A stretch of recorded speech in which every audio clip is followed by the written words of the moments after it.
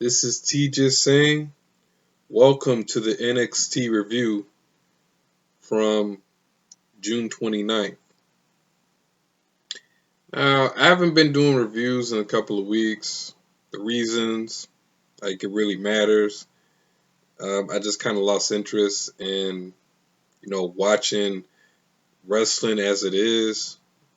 And so I'm trying to get my entrance back up to actually do the reviews, watch wrestling again. So I actually did the NXT review.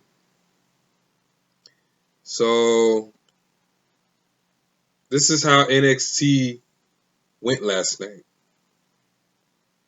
So the first match was TCB, which is Chauncey Blackheart, Amber Moon. They took on Zoe Starks, who needs a different entrance music. Her entrance music is fine, but I was kind of hoping for a 1980s style type of fitness aerobic theme because she looks like a 1980s fitness aerobic model. That's what she is. That's what she looks like. They should get like a interest music that pertains to her. And then we have Io Shirai, who should be on the main roster by now, should be on SmackDown, but somehow she's still on NXT and she has nothing to contribute on NXT. She was good in the very beginning, but sometimes it's just time to move on. And she should be moving on to the main roster and let that sorry, whatever take her place. I'm going to get to her later.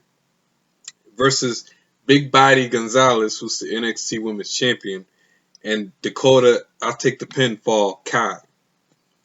Alright, so they were fighting, boom, boom, boom, beanie, bada, boom, bada, bing, and fighting for 20 minutes.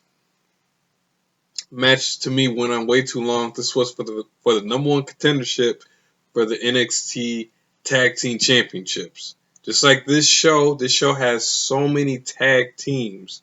It's crazy. It's so many title belts. So many tag teams and so many title belts. Like, okay, NXT has the NXT Championship, that's one. The North American Championship, that's two. The Tag Team Championships, the male ones, that's three. The Cruiserweight Championship is four. The $1 Million Championship is five. The NXT Women's Tag Team Championships is six. And the NXT Women's Championship, that's seven. They have 7 belts on this show. So basically, everybody's fighting for a championship, and there's no storytelling. It's just, I'm going to fight for the belt. So that's NXT. NXT has too many championships. I remember like when I was watching NXT when it came on USA, I think they had like uh, 4 title belts, and all of them were held by I think it was 3. It was 3 title belts, and all was held by the undisputed. No, wait a minute, it was 4. Okay, it was the the NXT Championship, the North American Championship, the Male Tag Team Championships, and I think the women's championship. So that was like 4 belts. And then they went on to have 7. It shows that NXT is not telling the stories. It's just everyone's fighting for a championship. And this was basically how the show was. It was somebody fighting for a championship or somebody wants a championship shot. That's basically what the show is. So match was 20 minutes. I think Dakota took the pinfall as usual, and Zoe Starks and Io Shirai won the match. So they're the number one contenders for the NXT Women's Tag Team Championships. So the match to me it went on way too long. It should have been shorter. If the women in this match were dressed like scantily clad women, like eye candy, I would have been like, okay, you go out for 20 minutes. But since these women, man, it's like you just want the match to end. Like they gotta dress just kind of scantily clad or something, have some booty showing or something. But man, no, they had no booty showing. So, I just wanted the match to end. So anyway, we go to backstage with Karen Cross, Scarlett. They show up, and then some little kid attacked them, and it turned out to be Johnny Gargano. So Johnny Gargano tries to attack Karen Cross, NXT champion, and they have security pulling them back. So I guess Johnny Gargano wants a title match against Karen Cross. So okay. And then we go to backstage with Bronson Reed, the North American champion, who is probably he's very bland. And I mean very bland. I keep saying this, man. Bronson Reed needs a manager. He's too bland to be on his own. It's like when Bronson Reed talks, he talks like the ultimate good guy. Except he's just not watchable. And he talks about a tournament they're supposed to have for the number one, I don't know, whatever. NXT is supposed to have that. Then Isaiah Scott from Hit Row shows up and he decides to challenge Bronson Reed to a North American Championship match, which, the good guy in Bronson Reed says, sure. So we have an NXT NXT North American Championship match for the main event. And Karrion Kross, he comes to the ring. He talks about Johnny Gargano. Johnny Gargano shows up.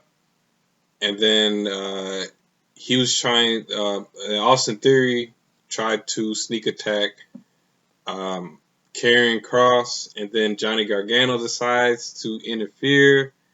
And then Karrion Kross, he took care of both of them. It was kind of, Karrion Kross is kind of bigger and taller than them. And he just beat the living piss out of Johnny Gargano. Man, he was putting his head against the steel, the plexiglass. It was brutal. It was nice to see. And Karrion Kross was gonna, he took the steel steps. He was gonna smash him on Johnny Gargano, and then Samoa Joe, security, which I don't really know Samoa Joe's job. I read on Wikipedia is assistant general manager. Why don't you just make him a commissioner? Just make him NXT commissioner. I think it works better because I still don't know his job description. But apparently Wikipedia has him as assistant general manager.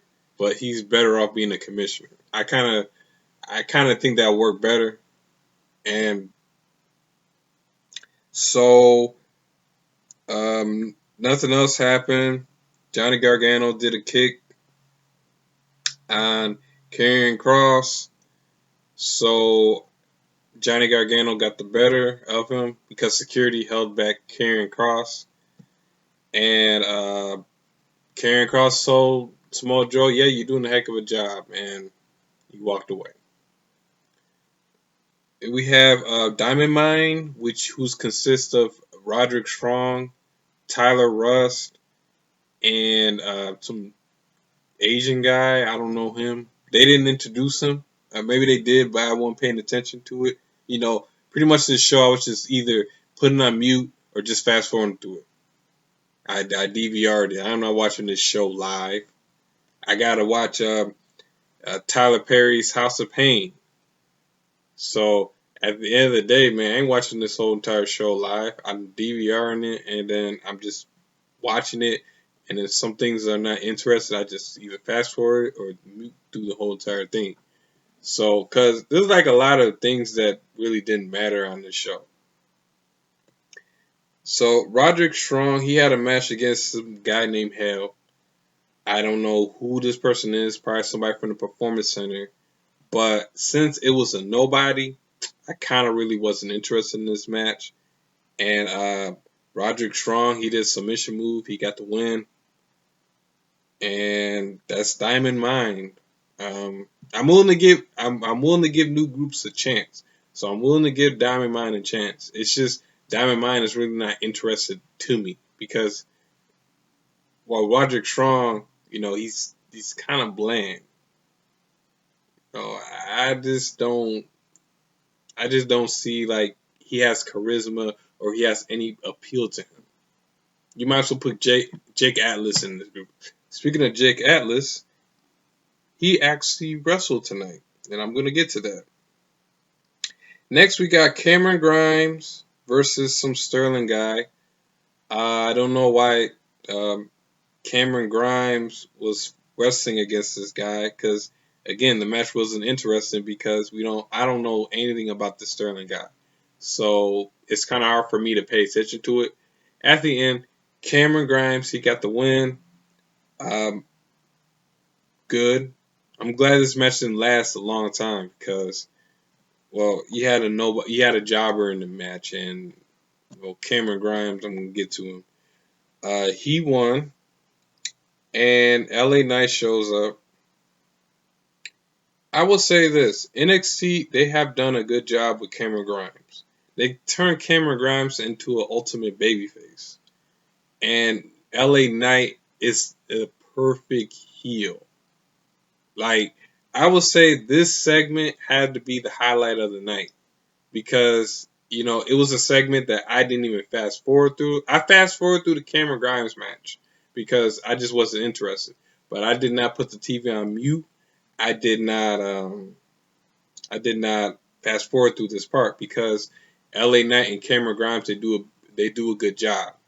So if I see you doing a good job, I'm not gonna fast forward through it. I'm not gonna put it on mute. I'm gonna watch you. And let's see, LA Knight, he has the $1 million championship. So we got a lot of titles on this show. So Cameron Grimes decides to challenge him for the $1 million championship. The LA Knight was a little hesitant about it. So there's gonna be a match. Great American Bash. If LA Knight wins, Cameron Grimes becomes his Virgil Butler. And if Cameron Grimes wins, he wins the $1 million championship. It's basically to preserve the legacy of Ted DiBiase, who actually did a good job in this role. So it made LA Knight to a star. LA Knight, he's good on the microphone, good on promos, confident on what he's saying. I say LA Knight needs to go for the North American Championship or even the NXT Championship. He's very good. Cameron Grimes, he's good too. I see Cameron Grimes winning the title. I think that'd be a good idea. So they're gonna have a match next week, and we go backstage with Zoe Starks, Io Shirai, talking about the tag team championship title match, and then Candice LeRae, Indy Hartwell shows up. So I'm guessing they dropped the Dexter Lumis storyline, which is kind of bad because I like seeing Dexter Lumis on TV. And then we go in the ring with Kyle O'Reilly, AutoZone. And Kyle O'Reilly, man, he cuts a better. He's good on the microphone, better than Seth Rollins, better than Cody Rhodes. But here's the problem: Kyle O'Reilly, when he talks, he sounds emotional. It sounds like he watches a Lifetime movie before he cuts the promo. And it's like, man, this dude, like he gonna cry. Like you gotta bring like a box of tissues for Kyle O'Reilly, cause like Kyle O'Reilly, he getting all emotional. Like, man, where is your man voice?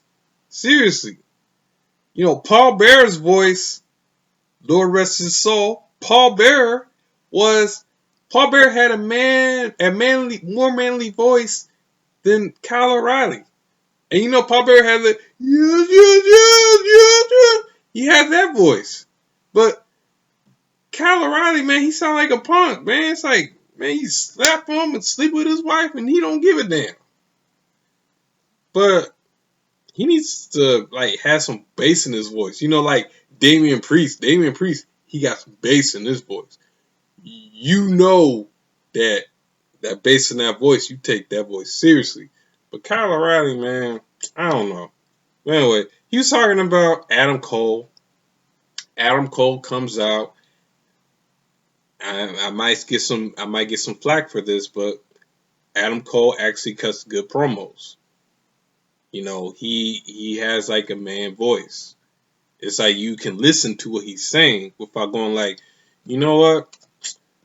He don't watch Lifetime movies like Kyle O'Reilly does. Kyle O'Reilly, he be watching the Lifetime movies, man. But it's for their match next week. And Samoa Joe comes out. You know, Samoa Joe, he acts more like that principal from that movie Stand By Me. Like, he trying to keep everybody in line. So Adam Cole says something about Kyle O'Reilly's wife, and Samoa Joe, he just let Kyle O'Reilly beat the mess out of Adam Cole. He took his time to send out security. So he's doing a good job. Samoa Joe, everyone's doing a good job so far, I guess. And then we go to, backstage with Xia Li, Boa, and the stink breath lady, because she always be blowing her stinking breath. I don't know her. I can't pronounce her name. But they're gonna have a match. Jake Atlas, he hasn't got released. And Mercedes Martinez versus Boa and Xia Li.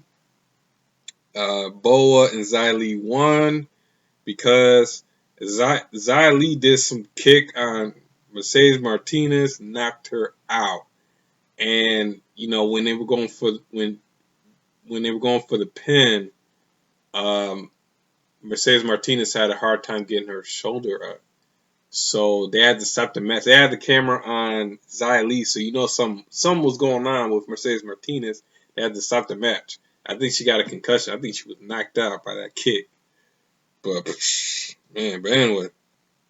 So we had MSK, Timothy Thatcher, Tommaso Ciampa in the ring, 2 chairs, talking. And I think MSK were being treated like jokes in the ring as opposed to Timothy Thatcher and Tommaso Ciampa. I think what Nash Carter did like a punch on Tommaso Ciampa. He no-sold it. So they're supposed to have a match for the tag team championships next week. I wasn't at the Great American Bash. I wasn't really paying too much attention to it. Now I kind of want to see this match because it looks like it's going to be a brawl kind of match. They should make it like no DQ or something. But I'm looking forward to seeing this match. And we have William Regal. He cut a promo backstage talking about the Great American Bash. Then Saure, she shows up. And she was like, I want a match against Toni Storm. So some reason why everybody wants to have a match with Toni Storm. But Toni Storm don't show up on the show. Like I said, Toni Storm, put her on SmackDown. You got Io Shirai, put Io Shirai on SmackDown and Toni Storm on SmackDown. They have nothing to do. Like, why was Saure she want a match with somebody who don't even show up on the show? Like, when was the last time Toni Storm had a match? Man, it's like she has a match one week, next week she's gone, the other week she's gone, the other week she's gone. Somebody mentions her, she shows up, loses the match. Just put her on SmackDown. You ain't got nobody on SmackDown anyway. And then Karen Cross, Scarlett, they were heading home or whatever, wherever they're gonna go. And then Austin Theory decides to attempt to attack Karen Cross. It didn't work. And Austin Theory he got knocked out of the camera shoot. Johnny Gargano shows up and he tries to close the door on Karen Cross. It didn't work, man. And then Karen Cross, man, he choked the mess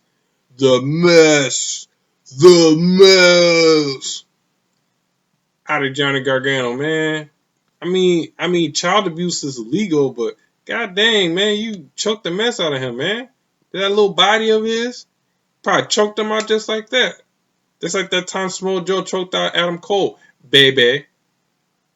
But he was knocked on the ground, and then looked like Karen Cross was trying to run him over. And then Samoa Joe saved him. And then Samoa Joe acted like the principal And Johnny Gargano is the student. He just dragging them all in. He's like, man, I think you pushed him too far. I think he did. He almost ran him over. Then Johnny Pancakes on the ground. So, and we had the main event. Isaiah Scott versus Bronson Reed. The match was okay. I kind of was fast forwarding through it a little bit because the match was, this is the type of match you have for, I would say it's a main event championship match. Go at it. So, towards the end of the match, you had Bronson Reed and you had Top Dollar, who's AJ from, I think AJ Francis, that's the name, AJ Francis from the National Treasure Show. And you had a scene where Top Dollar was trying to look like he's trying to tackle Bronson Reed, and that didn't work out. And he hit the barricade, the plexiglass, knocked his butt out. He was knocked out. Somebody need to give that man a blanket and a pillow because he was put to sleep from that. And then you have Adonis, who looked like TC from the Wayne Brothers. Man, that dude looked like TC, cause that's how TC from the Wayne Brothers be dressing. He had like a pink shirt, I think some green pants. That's how TC be dressing. And his hair was perm. He had a perm in his hair. That's how TC is. But anyway, he was asking him if he was okay. But the man was knocked out. And then Bronson Reed was trying to head back to the ring. Isaiah Scott did some type of kick thing in the back of his head. And then he did the 450. And he won. Isaiah Scott is the new North American champion. That's crazy.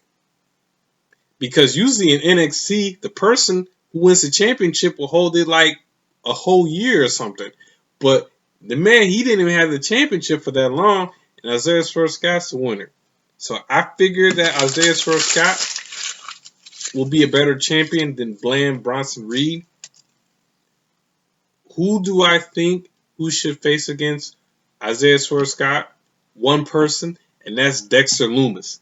Dexter Lumis should challenge Isaiah Scott for the North American Championship. Keep Bronson Reed out of it. He's too bland. He should not be wrestling in a match until he gets the manager. But Dexter Lumis should be the next challenger for the North American Championship. And this is TJ saying, see ya.